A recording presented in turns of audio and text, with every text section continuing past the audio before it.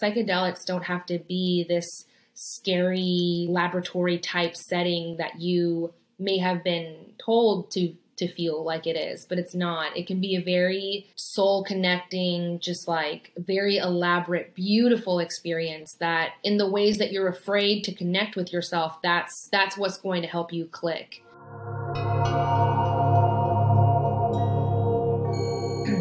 My name is Yessica and I go by Jess. I'm an immigrant. I'm from Colombia and I came to the States when I was 5 years old with my family. I think my life was a little chaotic. I'm very full of energy, full of life. And I felt like throughout my lifetime, just getting older, waking up to seeing what the real world really is just really crushed my spirit. And I slowly began to lose myself and that livelihood with, a lot of the negatives. And I felt like I dwelled on the negatives more so in more of like a fear and anxiety, like, is this going to happen again? Am I safe? So I felt good, but I didn't feel like my best self going into adulthood or any other, any chapters in my life. I always felt like I was holding back because of what I'd been through or just life difficulties. And I really hated that. I always missed the lively, happy little girl that I used to be. So when I was first introduced to psychedelics being used in a medicinal and healing way, I didn't believe it. I was like, really? Are you pulling my leg? When someone introduced that to me, I was like, you know what? I can kind of see that, but I'm going to need you to elaborate. Did you just have a good trip and, now everything is rainbows and butterflies, or did it really help you process and overcome? Because I don't want to get over things. I want to work through those things. And so that's exactly what they told me. And I was like, I could really need that. I could really use that. So I did read a lot, online and, with a lot of veterans. But it took a close friend of mine who also shared some difficulties in his childhood like I did.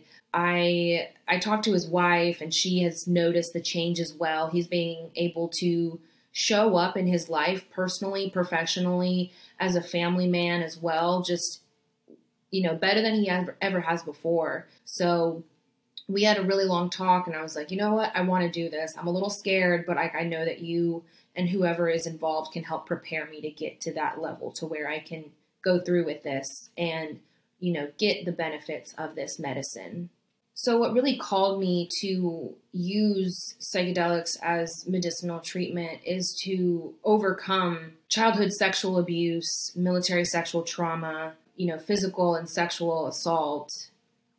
And I just felt like that was what kept me so afraid to live my life, to get back out there, to, be able to enjoy myself at a bar or a club without feeling on edge or having to look, behind my shoulder. Just those experiences really took the best of me. And I think I allowed them to, because I realized that I am my only advocate. I am my only protector. You're not always going to be in a situation where other people can save you, but I can do everything in my power to feel confident, to feel powerful, to feel capable that I can withstand those situations.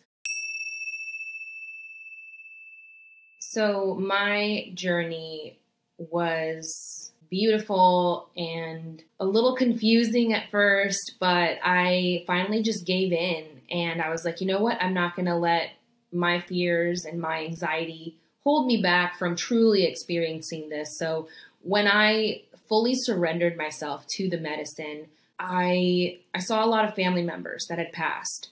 And for me, that really meant a lot because of the trauma I went through as a child and the way it was handled by the adults.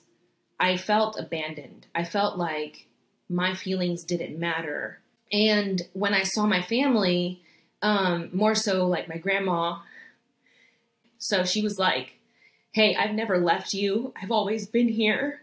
It's not your fault. So just everything that I wanted to hear as a child, instead of being shunned out and being told to go into the other room and the adults will handle it, I was finally given that compassion.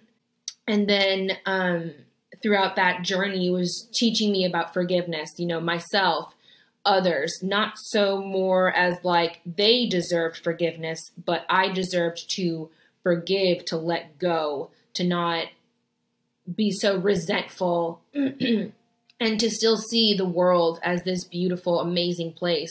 It's also brought in this like strong inner voice, the person that I needed as a child. I'm able to show up as that.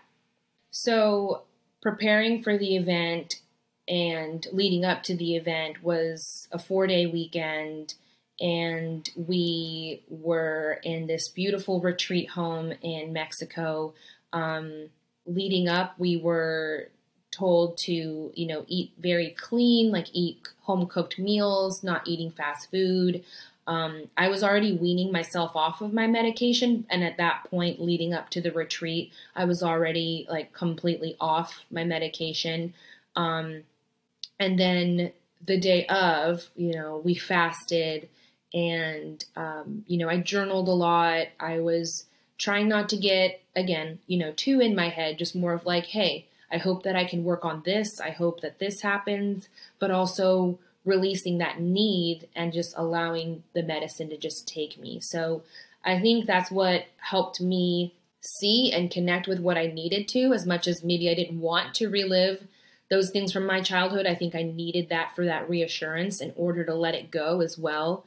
So I think that that type of preparation, you know, whether it's months or a month in advance or a few weeks in advance to that retreat, really allowed for it to, like, whether it was all the helpful tools or the tools and the medicine, it really allowed everything to just integrate as best as possible in order to fully achieve that type of healing that I was looking for.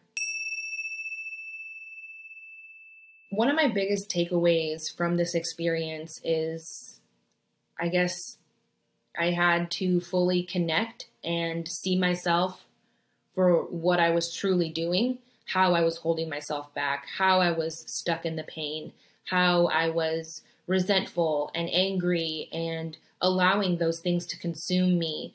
So as much as I was already working on myself, giving myself grace for those times that I wasn't doing what was best for me, but also realizing that I have those tools and capabilities now. I think I always doubted myself in some way, shape, or form.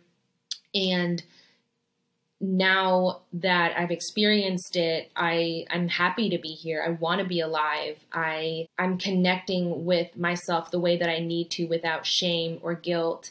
And I'm letting myself rest when I need to, but also like I'm holding myself accountable because no one's going to save me but myself.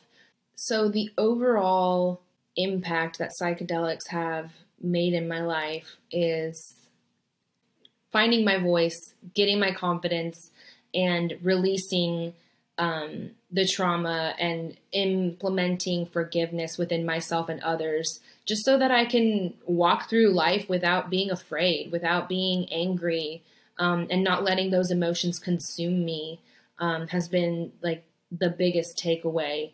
And I feel like that's made the biggest impact, that, you know, friends and family can see the difference, how I show up better. There's like a glow to my face. I have my lively spirit back. I'm not so cautious and afraid and anxious anymore. So one thing that I would recommend to someone who's beginning their psychedelic experience or journey is, I think, writing down a list of everything that holds you back and why you're not able to show up in your life the way that you would want to. And that way, when you do integrate the medicine, you know, you can work on those things. You can ask those like emotional and soul fulfilling questions. So it's like, am I the one holding myself back? Are there external things holding me back? And what can I do about that? I try to see it more as like solution based instead of it feeling like, you know, you're just pointing fingers at yourself or others, you know, coming up with solutions.